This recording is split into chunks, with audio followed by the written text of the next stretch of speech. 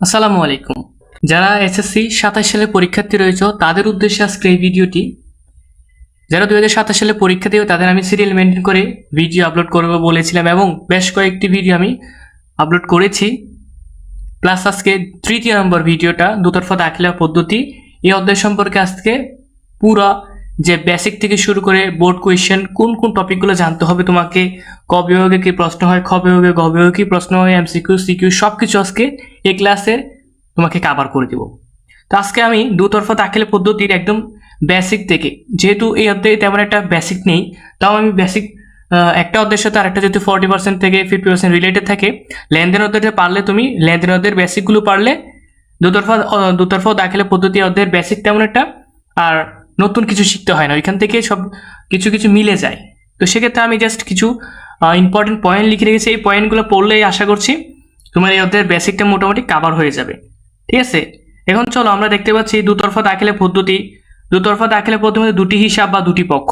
দুতরফা দাখিলা পদ্ধতি মানে কি? দুটি হিসাব বা দুটি পক্ষ। ইতালি গণিতবিদ লুকা পেসিলি 1494 সালে এটি আবিষ্কার করেন। এই দুতরফা দাখিলা পদ্ধতি এই অধ্যায়ে একতরফা দাখিলা পদ্ধতি রয়েছে। একতরফা দাখিলা হচ্ছে বিজ্ঞানসম্মত নয়, দুতরফা দাখিলা হচ্ছে সহজ পদ্ধতি এবং বিজ্ঞানসম্মত একটি পদ্ধতি। এই দুতরফা দাখিলা পদ্ধতিতে ম্যাথমেটিক্যালি বলতে গেলে ডেবিট ক্রেডিট কারণ সহ ব্যাখ্যা করো, ডেবিট ক্রেডিট নির্ণয় করো, এবং একতরফা দাখিলা পদ্ধতি যেগুলো রয়েছে সেগুলো হচ্ছে সূত্র সম্পর্কে, সূত্র রিলেটেড 3টা সূত্র পারলে একতরফা দাখিলা পদ্ধতি কভার হয়ে যাবে। অনেক সময় দিয়ে দেয় একতরফা দাখিলা পদ্ধতি দিয়ে সৃজনশীল দিয়ে দেয়, ওই 3টা সূত্র দিয়েই তোমার সৃজনশীল দিয়ে দেয়। তো 3টা সূত্র পারলে তুমি ইজিলি জিনিসটা কভার করে ফেলতে পারবে। তো এই ভিডিওতে আমি তোমাকে একতরফা দাখিলা পদ্ধতি এবং দুতরফা দাখিলা পদ্ধতি দুটো জিনিসই মানে দুটো টপিককে আমি কভার করে দিব। তো চলো আমরা সম্পূর্ণ ভিডিওটা দেখার চেষ্টা করি। তারপর লিখে রেখেছি সম্পদ এবং ব্যয়। সম্পদ বৃদ্ধি পেলে ডেবিট, হ্রাস পেলে ক্রেডিট। ব্যয় বৃদ্ধি পেলে ডেবিট, হ্রাস পেলে ক্রেডিট। এটা সকলে আমি একদম শুরু থেকে হিসাব বিজ্ঞানের শুরু থেকে এই জিনিসটা পড়াচ্ছে, কারণ হচ্ছে হিসাব বিজ্ঞানের একটি লেনদেন থেকে আমার সাধারণ জগতে কনভার্ট করার জন্য এই জিনিসগুলো বাধ্যতামূলক। তো সেক্ষেত্রে আমি এগুলো একদম পয়েন্ট আকারে তোমাকে দিয়েছি। আয় দায় মালিকানা সত্ত্ব বৃদ্ধি পেলে ক্রেডিট, হ্রাস পেলে ডেবিট। বৃদ্ধি পেলে যোগ হয়, হ্রাস পেলে মাইনাস হয় মানে বিয়োগ হয়। এরপরে আমি যদি তোমাকে একটা লেনদেন থেকে দুটো হিসাব নির্ণয় করে রেখেছি। আসবাবপত্র ক্রয় করা হলো 3 লক্ষ টাকা। আসবাবপত্র ক্রয় করার পর তোমার কাছে কি এসেছে? আসবাবপত্র এসেছে। তোমার কাছ থেকে কি চলে গেছে? নগদ টাকা চলে গেছে। যদি নগদ টাকা চলে যায় সেটা ক্রেডিট হয়, আর যেটা আসছে সেটা ডেবিট হবে। ঠিক আছে, তো সম্পদ ডেবিট হয়েছে। নগদান কি? আসবাবপত্র সম্পদ, নগদানও সম্পদ। সম্পদ ডেবিট হয়েছে, এই সম্পদ ডেবিট হয়েছে বৃদ্ধি পাওয়ার কারণে। এই সম্পদ নগদানও সম্পদ ক্রেডিট হয়েছে হ্রাস পাওয়ার কারণে। আমরা বলতে পারি আসবাবপত্র সম্পদ ডেবিট হয়েছে বৃদ্ধি পাওয়ার কারণে, তাহলে যোগ হবে। নগদান ক্রেডিট হয়েছে হ্রাস পাওয়ার কারণে, তাহলে সেটা বিয়োগ হবে। আশা করছি এই জিনিসটা, এই সামান্য জিনিসটুকু তুমি ইজিলি বুঝতে পেরেছো এবং ধরতে পেরেছো। এখন চলো এই অধ্যায় থেকে তোমাকে মেইনলি কোন কোন জিনিসগুলো জানতে হবে, কি জিনিস কোন কোন টপিকগুলো জানলে এই অধ্যায় সম্পূর্ণ ক গ গ সব কিছু কভার করে ফেলতে পারবো। তো চলো টপিকগুলো আমরা এক নজরে দেখে আসি। এসএসসি হিসাব বিজ্ঞান 27 দুতরফা দাখিলা পদ্ধতি। ক বিভাগের জন্য এই প্রশ্নগুলো, খ এবং গ বিভাগের জন্য এই প্রশ্নগুলো। ক বিভাগের জন্য বিনিয়োগের হার নির্ণয়, নিট স্থায়ী সম্পদ বা চলতি সম্পদ, সমাপনী মূলধনের পরিমাণ প্লাস লেনদেন চ্যাপ্টার। লেনদেন চ্যাপ্টার মানে হচ্ছে আমি তোমাকে এই ভিডিওর আগে লেনদেনের অধ্যায়ের ভিডিওটা আপলোড করেছি, এবং লেনদেনের ভিডিওতে আমি যে ক নাম্বারে যে টপিকগুলো দাগিয়ে দিয়েছি ওই ক নাম্বারের প্রশ্নগুলোর সাথে এগুলো রিলেটেড। কারণ হচ্ছে একটা অধ্যায় আরেকটা অধ্যায়ের সাথে যেহেতু 40 থেকে 50% রিলেটেড, সেজন্য আমি প্রশ্নগুলো রিলেটেড করে দিচ্ছি, যাতে একটা অধ্যায় পারলে আরেকটা অধ্যায় 40 থেকে 50% তুমি ইজিলি ক্লিয়ার করে ফেলতে পারো। আমি যেভাবে বলছি সেভাবে প্র্যাকটিক্যালি কাজটা তোমাকে করে দেখাচ্ছি। আমি লেনদেন অধ্যায়ে যে প্রশ্নগুলো তোমাকে ক বিভাগে দিয়েছি ওইগুলোর সাথে এই তিনটা প্রশ্ন যদি তুমি পারো, তোমার লেনদেন অধ্যায়ের ক পারবা, দুতরফা দাখিলার ক বিভাগে যেগুলো আসবে সেগুলো পারবা। বুঝতে পেরেছো? এখন ক বিভাগে কোন প্রশ্নগুলো শিখতে হবে? ডেবিট ক্রেডিট নির্ণয় কারণ সহ এবং ডেবিট ক্রেডিট নির্ণয় এবং তোমার ডেবিট ক্রেডিট কারণ সহ, ডেবিট ক্রেডিট নির্ণয় করে শ্রেণীবিন্যাস। শ্রেণীবিন্যাস বলতে সম্পদ, দায়, আয় ব্যয়, মালিকানা সত্ত্ব 5টা হিসাব খাত রয়েছে, ওইগুলোকে শ্রেণীবিন্যাস বলে। ঠিক আছে, হিসাব শ্রেণী। এরপর হচ্ছে ডেবিট ক্রেডিট ভাউচার। এই জিনিসটা এদের জন্য most important, debit credit voucher. সমীকরণ কারণ ব্যাখ্যা। ও আমি যে লেনদেন অধ্যায় যে তোমাকে বলে দিয়েছিলাম, লেনদেন অধ্যায়ের ভিডিওটা যারা দেখেনি অবশ্যই দেখে নেবা, কারণ হচ্ছে আমি এই অধ্যায়ের মতো লেনদেন অধ্যায়টা আরো ভালো করে ক্লিয়ার করে দিয়েছি, 1.25 ঘন্টার একটা ভিডিও। ঠিক আছে, তো দেখে নিবে ভালো করে, অনেক কিছু আলোচনা করেছি আমি। সমীকরণের কারণ সহ ব্যাখ্যা বলতে a=l+ওই ধারা কিভাবে একটা সাধারণ জাবেদাকে তুমি ব্যাখ্যা আকারে লিখবা সেটা আমি বুঝিয়ে দিয়েছি। এরপর রয়েছে একতরফা দাখিলা সূত্রাবলী। এই 3টা সূত্র যখন পারবা, একতরফা দাখিলা পদ্ধতি তোমার অটোমেটিক ক্লিয়ার হয়ে যাবে। সর্বশেষ ডেবিট ক্রেডিট নির্ণয়। এই জিনিসগুলো ধরতে গেলে একটাই, এখানে 3টা জিনিস, এখানে একটা, মানে প্রথম 3টা এখানে একটা, এগুলো হচ্ছে একটা জিনিসই, জাস্ট আলাদা আলাদা টপিক ভিত্তিক জিনিসগুলো আলাদা করে দেওয়া হয়েছে, কিন্তু তুমি একটা পারলে সবগুলো পারবে ইনশাআল্লাহ। আজকে এই ভিডিওতে আমি চট্টগ্রাম বোর্ড 2023 সালে যে সৃজনশীলটা হয়েছিল ওই সৃজনশীলটা নিয়ে আলোচনা করবে এবং প্র্যাকটিক্যালি তোমাকে দেখাই দিব। টপিকগুলো আশা করছি এখানে চলে আসবে সবকিছু। তো চলো আমি বিষয়টা একদম ক্লিয়ার করে দিব। তো এই পাশে কর্নারে তুমি দেখতে পাচ্ছ বেশ কিছু বোর্ড কোয়েশ্চেন আমি সিলেক্ট করে রেখেছি। ঢাকা বোর্ড 26, রাজশাহী বোর্ড 26, 24, 2026 এবং 2024, যশোর 26 এবং 24, চট্টগ্রাম 26, 23, দিনাজপুর 25, কুমিল্লা 25, ময়মনসিংহ 25। এখানে যে 9-10টা সৃজনশীল বোর্ড লেখা আছে বা 9-10টা সৃজনশীল আমি দিয়েছি, এই 9-10টা সৃজনশীল তুমি যে কমপ্লিটভাবে বুঝে বুঝে যদি করতে পারো, 9-10টা জাস্ট তুমি বুঝে বুঝে 5টা, প্রথম 5টা 1, 2, 3, 4, 2, 4, 6, 5, এখানে যশোর বোর্ড পর্যন্ত এই 5টা সৃজনশীল তুমি বুঝে, 3টা বোর্ডের 5টা সৃজনশীল, ঢাকা, রাজশাহী, যশোর, এই 3টা বোর্ডের 5টা সৃজনশীল তুমি বুঝে বুঝে করো, ইনশাল্লাহ তুমি যে টপিকগুলো দিয়েছে এই টপিকগুলোর ভিতরে সবকিছু থাকবে, এই টপিকগুলোর বাইরে আসা পসিবল না, কারণ হচ্ছে সবগুলো টপিকে এই জিনিস এগুলোর ভিতরে থেকে আসবে, এগুলো দিয়ে মূলত সৃজনশীল তৈরি করা হয়, ক্রিয়েট করা হয়। তো সেক্ষেত্রে আমি বিবেচনা করে এই সৃজনশীলগুলো দিয়েছি। এই সৃজনশীলগুলো যখন তুমি ক্লিয়ার করে ফেলবা, তোমার টেস্ট পরীক্ষা বলো, এসএসসি 2027 সালের পরীক্ষা বলো, ফাইনাল পরীক্ষা এবং টেস্ট পরীক্ষার পর যে চূড়ান্ত যে পর্যায়ে যে পরীক্ষাটা হয়, সবগুলো পরীক্ষা তুমি এই সৃজনশীলগুলো প্র্যাকটিস করে যাও, একদম ফাটাই ফেলতে পারবা। ঠিক আছে, তো চলো আর বেশি কথা না বাড়ি আমরা চট্টগ্রাম বোর্ড 2023 সালে যে সৃজনশীলটার কথা বলা হয়েছে ওই সৃজনশীলটা তোমাকে আমি একদম ক্লিয়ারলি করে দিব, যাতে সহজে তুমি করতে পারো। বাই দ্য ওয়ে, একতরফা দাখিলা পদ্ধতি সেই টপিকটা নিয়ে আমি আলোচনাই করলাম না, এটা আলোচনা শেষ করার পরে আমি তোমার সৃজনশীল প্র্যাকটিসে চলে যাচ্ছি। তো এই টপিকে মানে একতরফা দাখিলা পদ্ধতিতে প্রারম্ভিক মূলধন, সমাপনী মূলধন, লাভ ক্ষতি, এই 3টা জিনিস যখন পারবা তুমি, ইনশাল্লাহ এই একতরফা দাখিলা পদ্ধতি থেকে এই 3টা টপিকের উপরে তোমার সৃজনশীল, এই 3টা টপিক দিয়ে মূলত সৃজনশীল ক্রিয়েট করা হয়।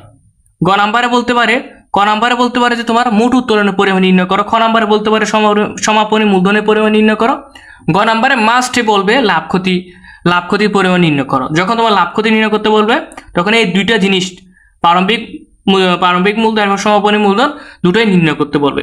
এখন প্রারম্ভিক মূলধন কোনটা? প্রারম্ভিক মোট সম্পদ মাইনাস প্রারম্ভিক মোট দায়। সমাপনী মূলধন হচ্ছে সমাপনী মোট সম্পদ মাইনাস সমাপনী মোট দায়। প্রারম্ভিক বলতে আমরা মানে 1 জানুয়ারি যেটা থাকে 1 জানুয়ারি বছরের শুরুতে, সেটাকে আমরা প্রারম্ভিক বলি। বছরের শেষে মানে 31শে ডিসেম্বর এটাকে আমরা সমাপনী বলি। আশা করি সকলে এগুলো জানো। এই 3টা টপিক আশা করি ভালো করে ক্লিয়ার করে ফেলবো। এবং লাভ ক্ষতির ভিতরে রয়েছে সমাপনী মূলধন, এই সমাপনী মূলধনের টাকা যোগ উত্তোলন, প্রারম্ভিক মূলধন, এই প্রারম্ভিক মূলধন প্লাস অতিরিক্ত মূলধন যদি থাকে। অনেকে বলতে ওরা এই পয়েন্টগুলো যদি না থাকে, একটা থেকে আরেকটা যদি না থাকে, এখানে সমাপনী মূলধন আছে উত্তোলন নাই, তো উত্তোলন না থাকলে তারকে জোর করে আনার কোনো প্রয়োজন নাই, যে নাই তাকে আনার প্রয়োজন নাই। মানে তোমার যা কিছু রয়েছে সেগুলো থেকে তোমার ওই উক্ত প্রশ্নের প্যাটার্ন আকারে যেগুলো দেওয়া থাক না কেন, তোমার সূত্রর ভিতরে যেগুলো রয়েছে সেগুলোই আসবে, বাড়তি কিছু আসবে না। আর যেগুলো নাই সেগুলো আসবে না, তোমার নিজ পকেট থেকে কিছু লেখার কোনো প্রয়োজন নাই। বুঝতে পেরেছো? তো এখন এই 3টা জিনিস অবশ্যই জেনে রাখবা, কারণ হচ্ছে একতরফা দাখিলা থেকে সৃজনশীল তৈরি করা হয় এই তিনটার প্রশ্নের উপর, এই 3টা টপিকের উপর ভিত্তি করে এই সৃজনশীলটা ক্রিয়েট করা হবে। তো আমি আশা রাখবো এই 3টা জিনিস তোমরা অবশ্যই ক্লিয়ার করে রাখবা।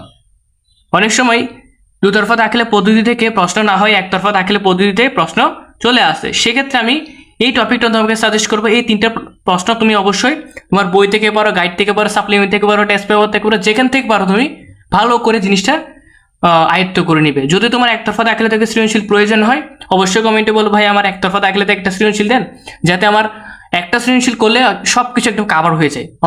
যদি প্রয়োজন হয় অবশ্যই কমেন্টে বলবা, আমি দেওয়ার চেষ্টা করবো ইনশাল্লাহ। এখন চলো, এতক্ষণ যা কিছু আলোচনা করেছি সব কিছু আমি সৃজনশীলটা মেইন ফোকাস হচ্ছে সৃজনশীলটা।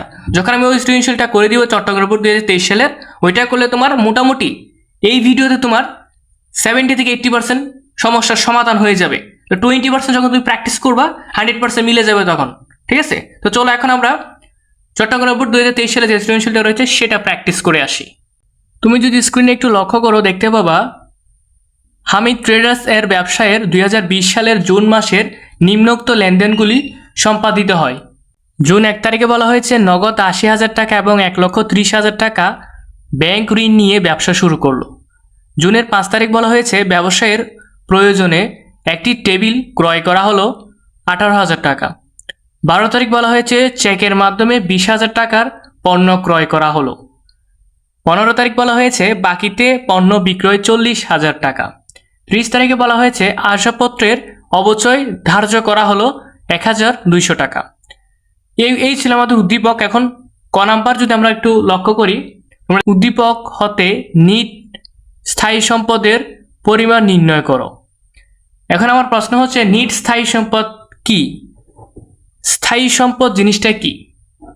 স্থায়ী সম্পদ রিলেটেড যেগুলো রয়েছে, আসবাবপত্র, যন্ত্রপাতি, অফিস সরঞ্জাম, এগুলো হচ্ছে তোমার স্থায়ী সম্পদ। এই স্থায়ী সম্পদ আমরা দেখতে পাচ্ছি আমাদের 5 তারিখে একটা জিনিস টেবিল ক্রয় করা হয়েছিল। টেবিলটা কি? এটা স্থায়ী সম্পদ।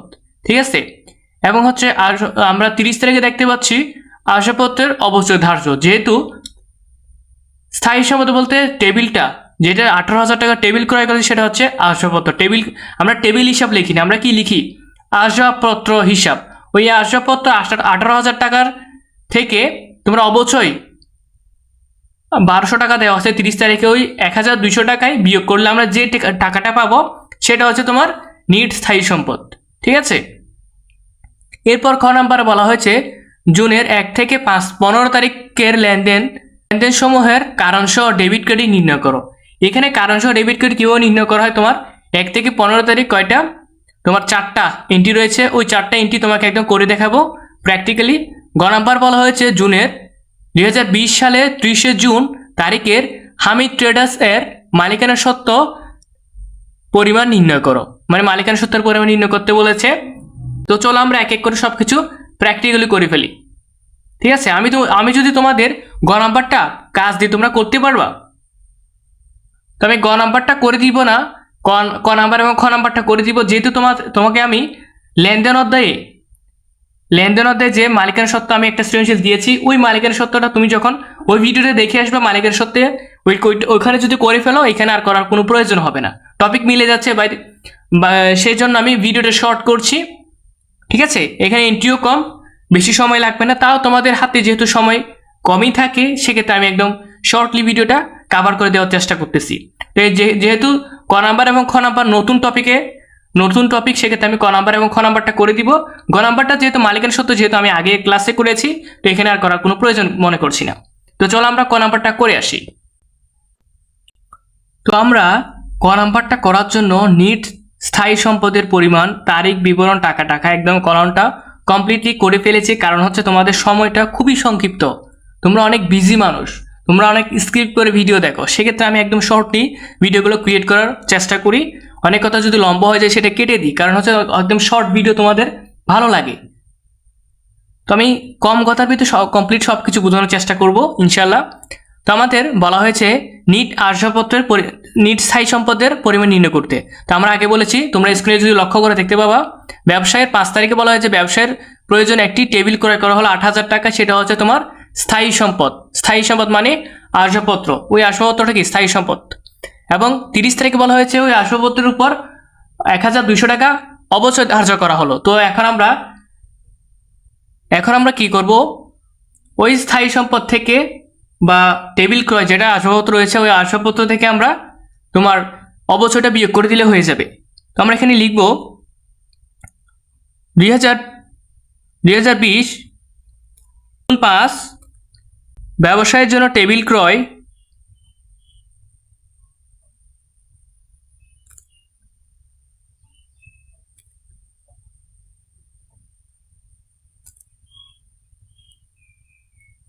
18,000 টাকা। তারপর জুনের 30 তারিখে বলা হয়েছে অবচয় ধার্য করছে, অবচয়টা আমরা অলওয়েজ বিয়োগ করি, তো অবচয় মাইনাস অবচয়, অবচয় কত টাকা? 1200 টাকা। এখন যদি আমরা 18,000 থেকে যদি 1,200 টাকা বিয়োগ করি, সেটা তোমরা দেখতে পাবা 18,000 মাইনাস 1200, 16,800 টাকা। তো আমরা এখানে লিখে দিব 16,800 টাকা, এখানে ডাবল জেড টেনে দিব এবং এখানে লিখে দিব সুতরাং নিট স্থায়ী সম্পদ। আশা করছি একদম সহজেই তুমি এই জিনিসটা বুঝতে পেরেছ, একদম ইজি জিনিসটা। প্রথমে তোমার 5 তারিখে বলা হয়েছে আসবাবপত্র টেবিল এটাকে আসবাবপত্র, ওই আসবাবপত্র থেকে তোমার 30 তারিখে বলা হয়েছে অবচয়টা বিয়োগ, অবচয় ধার্য করছে। যেহেতু আমরা নিট স্থায়ী সম্পদ নির্ণয় করার সময় অবচয় থাকলে অবচয় বিয়োগ করি, অবলোপন থাকলে অবলোপন বিয়োগ করি, তো সেম এটাও আমরা আসবাবপত্র থেকে অবচয় বিয়োগ করি, যেটা পাই সেটা হচ্ছে নিট স্থায়ী সম্পদ। আশা করছি তুমি ক নাম্বারটা বুঝতে পেরেছ। এখন আমরা খ নাম্বারে জুনের 1 থেকে 15 তারিখে যে লেনদেন সমূহ আছে ওখান থেকে কারণ সহ ডেবিট ক্রেডিট নির্ণয় করব। খ নাম্বারটা নির্ণয় করার জন্য আমরা একদম কলাম সহ নির্ণয় করেছি, যাতে তোমাদের সময়টা আমি সংক্ষিপ্ত করতে পারি। তো প্রথমে তোমরা তারিখ সংশ্লিষ্ট হিসাব ডেবিট ক্রেডিট টাকা কারণ। যদি তোমাদের যদি বলতো জুন 1 থেকে 5 তারিখে লেনদেন সমূহ শ্রেণী বিভাগ নির্ণয় করো, তো তোমরা যখন শ্রেণী বিভাগ নির্ণয় করতে বললে সেম জিনিসটা করবা, জাস্ট এখানে কারণ না লিখে শ্রেণী বিভাগ লিখবা। শ্রেণী বিভাগ কি? সম্পদ, ব্যয়, আয়, মালিকানা সত্ত্ব, এগুলো হচ্ছে শ্রেণী বিভাগ। আর কারণ বলতে হ্রাস পেয়েছে, সম্পদ হ্রাস পেয়েছে, ব্যয় বৃদ্ধি পেয়েছে, মালিকানা সত্ত্ব হ্রাস পেয়েছে। হ্রাস বৃদ্ধি যখন শ্রেণী বিভাগের সাথে যখন হ্রাস বৃদ্ধি অ্যাড হয়ে যাবে তখন সেটা কারণ হয়ে যায়। বুঝতে পেরেছো? এখন চলো আমরা 1 থেকে 15 তারিখের কারণ সহ নির্ণয় করব। তো সেটা জানার জন্য আমাদের প্রথমত সাধারণ জাবেদা কনভার্ট করতে হবে। তো এক ঢিলে মানে হচ্ছে একটা হিসাবের ভিতরে সব কিছু রয়েছে। সাধারণ জাবেদা নির্ণয় করব আমরা, ডেবিট ক্রেডিট নির্ণয় করব, কারণ সহ ব্যাখ্যা করব, শ্রেণী বিন্যাস করব, সব কিছুই এক ঢিলে 3টাই নির্ণয় করতে পারছি। সেক্ষেত্রে আমি এই সৃজনশীলটা বেছে নিয়েছি। তো আমরা স্ক্রিনে যদি লক্ষ্য করি, প্রথমে আমরা দেখতে পাচ্ছি নগদ 80,000 টাকা ও 1,30,000 টাকা ব্যাংক ঋণ নিয়ে ব্যবসা শুরু করলো। যেহেতু ব্যবসা শুরু করেছে, নগদ টাকা নিয়েছে, ব্যাংক ঋণ এবং নগদ টাকা হচ্ছে 80,000 টাকা, ব্যাংক ঋণ হচ্ছে 1,30,000 টাকা। তো এটা সাধারণ জাবেদা কি হবে? নগদান হিসাব ডেবিট, ব্যাংক ঋণ হিসাব ক্রেডিট, তোমার মূলধন হিসাব ক্রেডিট। ঠিক আছে? তো এখন আমরা চলো ওই এন্ট্রিটা লিখে ফেলি। পরবর্তীতে আমরা ডেবিট ক্রেডিট নির্ণয় করে টাকার অঙ্কগুলো লিখে কারণ সহ কারণগুলো সিলেক্ট করে লিখব। এখন আমি যদি লিখি, আমি বলেছি কি নগদান হিসাব ডেবিট, নগদান হিসাব ডেবিট,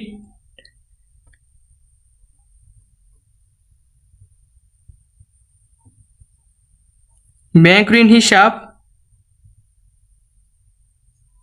ক্রেডিট এবং মূলধন হিসাব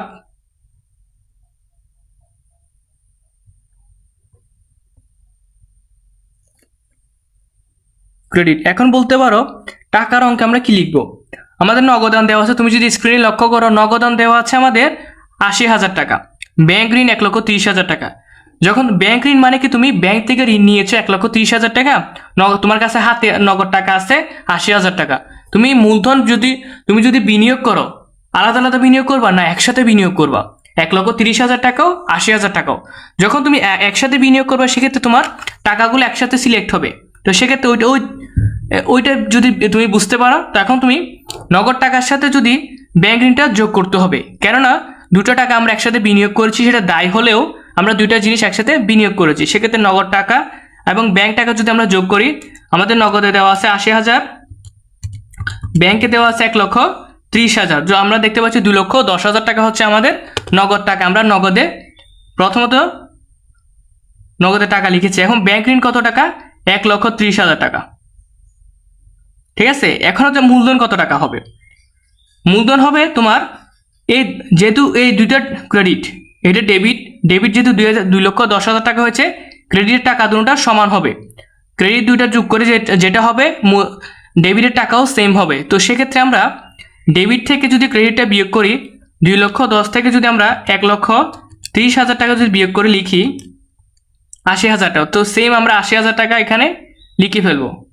অনেকে বলতে পারে ভাই এগুলো কি বোঝাচ্ছেন, এগুলোতে আমরা পারি, অনেকে পারে না, সেক্ষেত্রে আমি বেসিক একদম ক্লিয়ার করে বোঝাচ্ছি, বুঝতে পারছো। এই জিনিসগুলো আসলে আমরা ক্লাস 9 থেকে শিখে আসছি, এখন একদম শেষ পর্যায়ে এসে যারা একদমই বুঝে না তাদের জন্য জিনিসটা বলা হচ্ছে আর কি, বুঝতে পেরেছো। এখন বলো নগদ এটা কি, নগদ এটা কি সম্পদ, ঠিক আছে। ব্যাংক ঋণ এটা কি, ব্যাংক ঋণ হচ্ছে দায়, মূলধন হচ্ছে মালিকানা সত্ত্ব, মালিকানা সত্য। আমি একটু আগে বলেছিলাম, একটু আগে যখন আমি বেসিক জিনিসগুলো আলোচনা করেছিলাম তখন কি বলেছিলাম, সম্পদ ডেবিট হয়েছে বৃদ্ধি পাওয়ার কারণে। মনে পড়ে জিনিসগুলো আমি যখন বলেছিলাম আয় দায় মালিকানা সত্ত্ব, দায় ক্রেডিট হয়েছে বৃদ্ধি পাওয়ার কারণে, বুঝতে পেরেছ। মূলধন মালিকানা সত্ত্ব ক্রেডিট হয়েছে বৃদ্ধি পাওয়ার কারণে। আমি যেভাবে বুঝে বুঝে পড়ে পড়ে লিখেছি, তুমি এইভাবে 2-3টা সৃজনশীল প্র্যাকটিস করো, আমি যে 5টা সিলেক্ট করে দিয়েছি ওইগুলো প্র্যাকটিস করো, আশা করছি একদম ক্লিয়ার হয়ে যাবে। এইভাবে করার পর তোমরা স্কেল দিয়ে এভাবে ক্লোজ করে দিবা, একটা কমপ্লিট। পরবর্তীতে বলা হয়েছে 5 তারিখে কি বলা হয়েছে, ব্যবসায়ের প্রয়োজনে টেবিল ক্রয়। তো টেবিল ক্রয় করেছে কি, আসবাবপত্র হিসাব ডেবিট, নগদান হিসাব ক্রেডিট। আমরা লিখব জুনের 5 তারিখ আসবাবপত্র হিসাব ডেবিট, আসবাবপত্র হিসাব ডেবিট, নগদান হিসাব ক্রেডিট, নগদান হিসাব ক্রেডিট কত টাকা, 18,000 টাকা। আশা করছি বুঝতে পেরেছি এতটুকু পর্যন্ত। এখন আর আমরা আসবাবপত্র কি বলেছি, সম্পদ, নগদানও কি সম্পদ, নগদানও কি সম্পদ। এখন সম্পদ বৃদ্ধি পেয়েছে ডেবিট পাওয়ার কারণে, সম্পদ ক্রেডিট হয়েছে হ্রাস পাওয়ার কারণে। একদম ইজি না ব্যাপারটা। এভাবে প্রত্যেকটা এন্ট্রি, যে এন্ট্রিগুলো এখানে আসবে, যেগুলো লেনদেন হবে সেগুলো এখানে আসবে, বুঝতে পেরেছো। এরপরে আমি যদি তোমাকে বলি 12 তারিখ কি বলা হয়েছে, তুমি স্ক্রিনে দেখতে পাচ্ছ চেকের মাধ্যমে পণ্য ক্রয় করা হলো। পণ্য ক্রয় করার ফলে কি আসছে, ক্রয় হিসাব ডেবিট, ক্রয় হিসাব ডেবিট, যেহেতু চেকে ক্রয় করেছে, চেক মানে ব্যাংক হিসাব আমাদের ধরতে হবে, ব্যাংক হিসাব ক্রেডিট। কত টাকা দেওয়া আছে, 20,000 টাকা। তো আমরা পাশে লিখে হলো 20,000 টাকা, ঠিক আছে। ক্রয় হচ্ছে ব্যয়, ব্যাংক হচ্ছে সম্পদ, ঠিক আছে। ব্যয় ডেবিট হয়েছে বৃদ্ধি পাওয়ার কারণে, ঠিক আছে। সম্পদ ক্রেডিট হয়েছে হ্রাস পাওয়ার কারণে, বুঝতে পেরেছ। এভাবে করে ফেলবা। আমার লেখাগুলো একটু তাড়াতাড়ি লিখছি, সেক্ষেত্রে আমার লেখাগুলো একটু সুন্দর দেখাচ্ছে না, একটু কষ্ট করে বুঝে নেওয়ার চেষ্টা করবা। এরপরে লাস্ট নাম্বার যে এন্ট্রিটা রয়েছে সেটা হচ্ছে 15 তারিখ। যেহেতু আমাদের 15 তারিখ পর্যন্ত নির্ণয় করতে বলেছে, আমরা 15 তারিখ পর্যন্ত নির্ণয় করব। আমরা যদি 15 তারিখে যদি লক্ষ্য করে, বলা হয়েছে বাকিতে পণ্য বিক্রয় করার পর দেনাদার সৃষ্টি হয়েছে। দেনাদার হিসাব ডেবিট, বিক্রয় হিসাব ক্রেডিট। আমরা জানি বিক্রয় অলওয়েজ ক্রেডিট হয়, আমরা লিখব বিক্রয় দেনাদার বা প্রাপ্য হিসাব লিখব, প্রাপ্য হিসাব ডেবিট, তোমার বিক্রয় হিসাব ক্রেডিট, বিক্রয় হিসাব ক্রেডিট। আমরা জানি কত টাকা, 40,000 টাকা।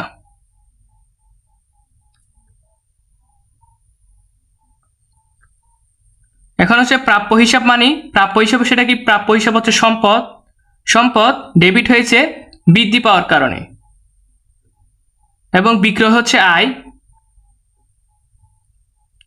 আয় দায় মালিকানা সত্ত্ব, ঠিক আছে, ক্রেডিট হয়েছে বৃদ্ধি পাওয়ার কারণে। এ পর্যন্ত করার পর তোমরা এভাবে স্কেল দিয়ে